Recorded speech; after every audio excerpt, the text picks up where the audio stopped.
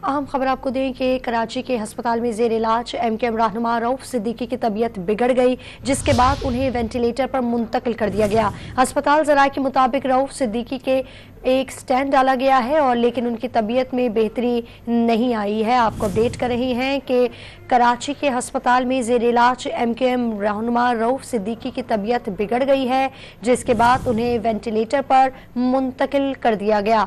अस्पताल ज़राए के मुताबिक रऊफ सिद्दीकी के एक स्टंट भी डाला गया है, लेकिन तबीयत में बेहतरी नहीं आ रही। बात कर लेते हैं डॉन न्यूज़ के नुमाइंदे खावर हुसैन से। खावर, उनकी तबीयत के हवाले से अपडेट कीजिएगा, डॉक्टर्स का क्या कहना है?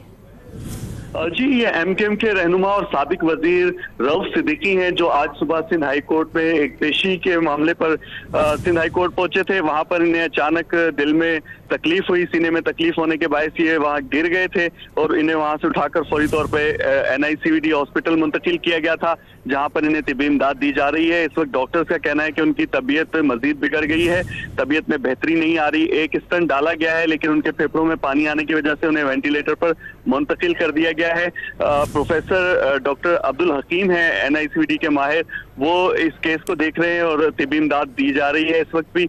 और इस अस्पताल ज़राए का ये भी कहना है कि जैसे उनको लाया गया था तो फौरी तौर पर उनकी एंजियोप्लास्टी की गई थी, एक स्टंट डाला गया है, ताहम अभी भी उनकी तबीयत में कोई बेहतरी नहीं आई है। जी ठीक है, उनकी तबीयत में अभी कोई बेहतरी नहीं आई है, वेंटिलेटर पर मुंतकिल कर दिया गया है। एमकेएम के रहनुमा रऊफ सिद्दीकी दिल का दौरा पड़ने के बायस अस्पताल में इस वक्त एडमिट हैं। उनकी तबीयत जो है वो बिगड़ी है। हमने देखा कि अस्पताल ज़राए के मुताबिक रऊफ सिद्दीकी के एक स्टंट भी डाला गया है, लेकिन उनकी तबीयत में बेहतरी नहीं आई। तफसील बता रहे थे खावर हुसैन, आपका बहुत शुक्रिया।